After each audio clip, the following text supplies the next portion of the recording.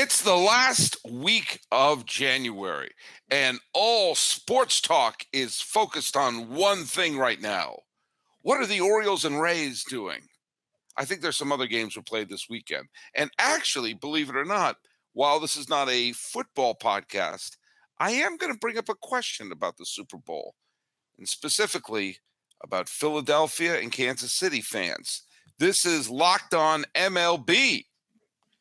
Hello, baseball fans, and welcome to Locked On MLB, part of the Locked On Podcast Network, where it's your team every day. This is the daily podcast. We talk about all of Major League Baseball. I am your host, Paul Francis Sullivan. If you don't believe me, just look at my lower third. Why would that lie to you? You can just call me Sully. I am an Emmy-nominated television producer who has been a baseball podcaster for the last decade or so. I don't know when I started. And I've been here at the Locked On Podcast Network for the last 5 years. It's been a lot of fun. Follow us at Locked On MLB Pods on Twitter and Instagram. You can follow me. I'm your pal Sully. I'm at Sully Baseball on Twitter, Sully Baseball Podcast on Instagram, or subscribe to us on the YouTubes. But it is our weekly meetup, mashup, combo. What are we calling it? Crossover with this Bajikaloop right over there. Please introduce yourself, Bajikaloop. Yep, Bodger Galoop here. Miller Thomas, host of Locked On Diamondbacks, been doing the baseball podcast thing and now since 2020 anniversary probably just passed or is coming up. And you can follow us on everything, of course, on Twitter. Follow my personal account at CreatorThomas24. Follow the show account Locked On Diamondbacks, both Twitter, Instagram. Just type in the little search bar and please hit subscribe on the Locked On Diamondbacks YouTube channel. All right. Well, look at. As I hinted at the little tease there, I am going to bring up something regarding the Super Bowl, but that'll be towards the end. I do want to say that two moves happened, or actually a couple of moves happened over the last couple of days that kind of went under the wire. Yes, the big news of Carlos Correa signed. Actually, it was big news with what teams he didn't sign with this offseason. Who got Aaron Judge? Who got Carlos Rodon? Who got Justin Verlander? Who got Trey Turner? Big names bouncing all over the place. And there was a lot of frustration amongst Baltimore Orioles fans, including our pal Connor, who hosts Locked On Orioles. And they made an interesting trade. They traded for Cole Irvin. Cole Irvin is a pitcher for the Oakland A's. Cole Irvin wanted more than $9.20 an hour. Therefore, he was traded from the Oakland A's. Cole Irvin is not a Cy Young Award winner at this point, but he is an innings eater. He is a solid pitcher. The Orioles put into their rotation under the wire a pitcher who gives you good starts, gives you a bunch of innings, will fill a spot in that rotation. And it's the exact kind of move that a franchise like the Orioles needs to make. I mean, the main thing the Orioles need to do, in my humble opinion, was make a big splash at one point. I thought they should have been in on Correa. If not Correa, then Xander Bogaerts. If not Xander Bogaerts, then Dansby Swanson or Trey Turner or someone like that. I think they have a needed shortstop. But at this point, I think Ripken could start for this team. But they need to do something to say to their fans, hey, we know we've stunk for a while, and last year out of the blue, we had a winning season and kind of was on the periphery of the wild card for a while. Now they made a move. Again, it wasn't the sexiest of moves, but it's the kind of move that makes you go, okay, they're filling holes, they're filling needs. And a lot of times, the moves that are made that are not the big attention grabbers are the ones that turn out to be really, really big moves by the end of the year. What I like about this move is one of the things that you improve your team, one of the ways you improve your team is you make sure there are as few holes in the rotation as possible. If you're trying to build a bullpen, one way to build your bullpen is to have starting pitchers who don't need to be pulled in the third. So while it wasn't the sexiest move and didn't get the most press, I really am a big fan of this move because it shows that they're saying, okay, what are the places that we could fill in? What are the spots that we can fill in effectively? And if I'm a Baltimore fan, am I looking at this as if, oh my God, this puts us over the top? No, but I am saying it shows that the front office is at least looking into building upon what was a feel-good season of 2022. What do you think? Yeah, we know Cole Irvin is not going to come in because we're going to talk about the Cy Young Award race later. He's not going to be on that leaderboard. He's not going to, No. you're not going to bet him to win the Cy Young Award. But what he is and what the Orioles have been doing this offseason is just adding some floor raisers, adding some big time established veterans to that roster. Because you look at their rotation the last couple of years, some of the dudes that were rounding out that Baltimore Orioles roster probably shouldn't be in the major leagues. And Cole Irvin is at least an above average major league pitcher. And he Mhm, wasn't the only type of move that they made this offseason that was like this, because they also added a Kyle Gibson from the mhm, Philadelphia Phillies, who are just another one. Both of these guys are going to be like your number 3, number 4, number 5 starters in your rotation. They're not going to go out there and blow people away, but they're established stabilizing forces for a young rotation. When you got the Dean Kramers and the Kyle Brandishes, this is a young rotation, and you just want those guys to be bridge gap players for this next iteration of Baltimore Orioles baseball. and think about what you're also having on there, what that also builds upon. One of the players who's their foundation is Adley Rutschman, their young catcher. So give Adley Rutschman some legitimate major league pitchers throwing to him. I think helps him improve and become an established major league catcher who's who's receiving real major leaguers. It's a point that you and I have made on this podcast a bunch, which is, look at, if you can't put a superstar at every position, at least put a major leaguer there. At least have it be that there's someone, when you say there are people on the roster who should not have been in the major leagues, implies there are people who should be in the major leagues who are out of a job, who should be having said job. The more major leaguers Baltimore has in their rotation, the more times is he an ace? No. Is he the second coming of Verlander, Scherzer in their prime? No. But when they're on the mound, you don't think, oh God, or you think, oh, geez, this must be a bullpen game. A lot of, it should be, you say, hey, look at Kyle Gibson, who I saw nearly throw a no hitter last year when I went to my game that I went to at Citizens Bank Ballpark in Philadelphia.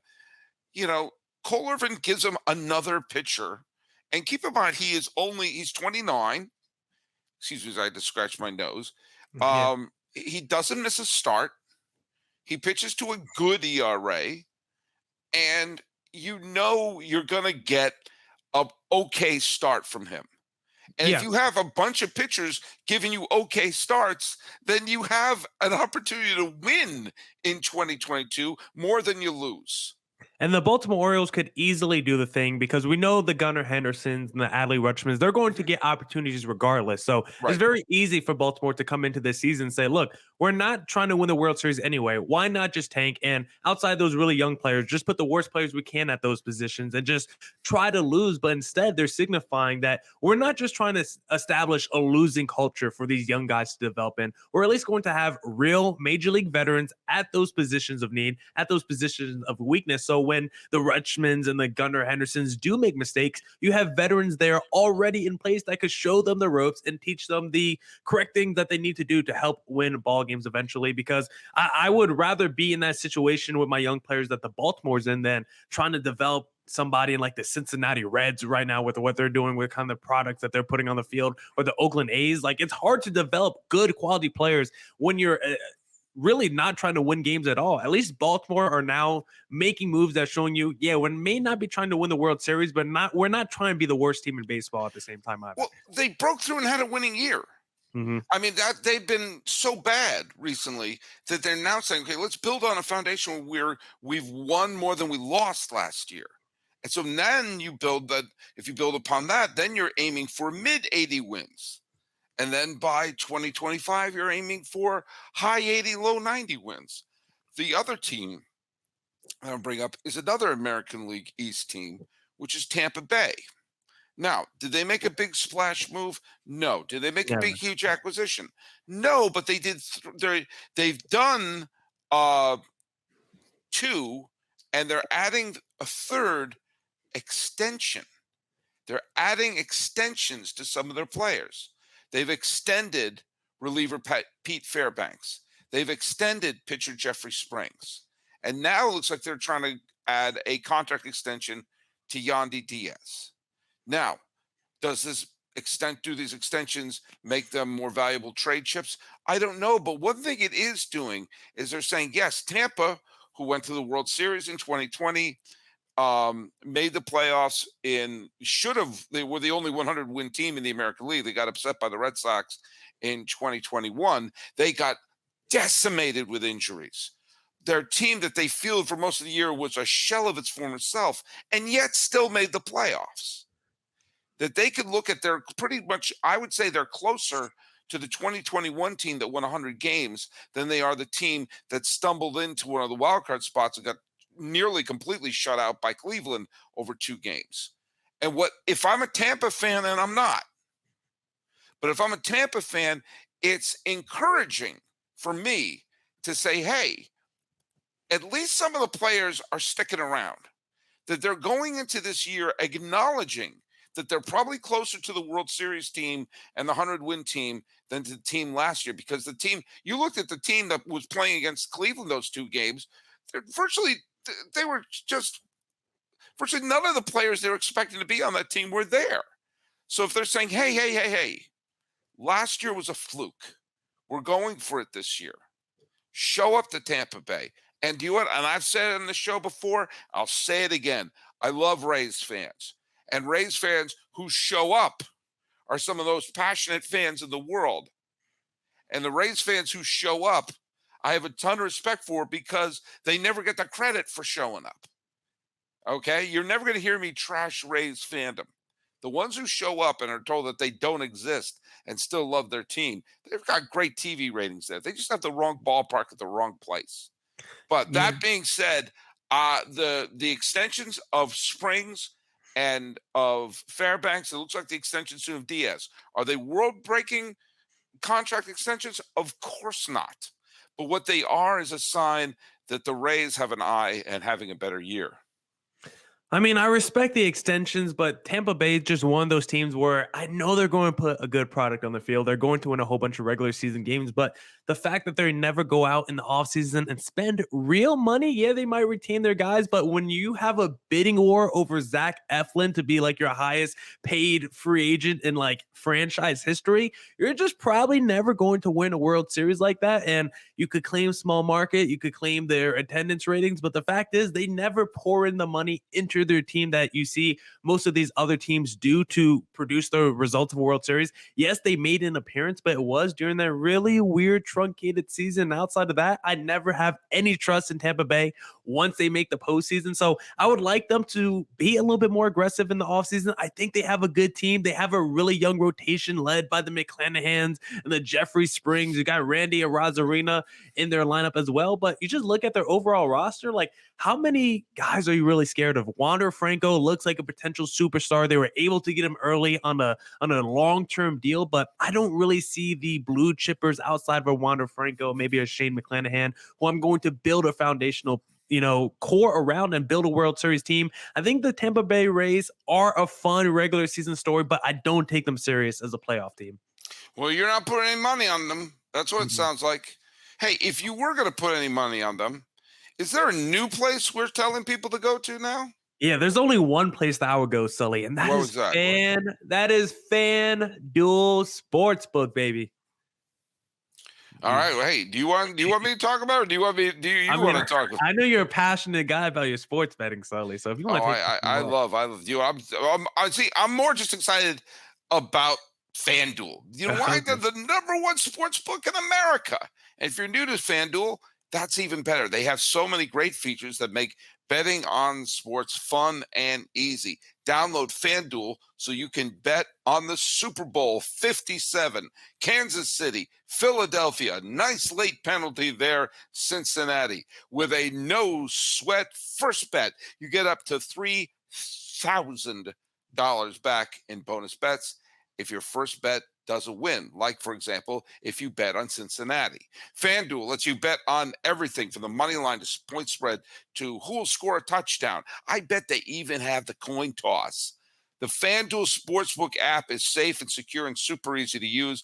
And best of all, you get paid your winnings instantly. So join FanDuel today at FanDuel.com/lockedon to claim your no sweat first bet on Super Bowl 57. Am I going to put my money on Philly? Am I going to put my money on KC? I don't know enough about football. Philly looks pretty darn good. Anyway, that's fanduel.com/locked on. Make every moment more with FanDuel, the official sports book partner of who? The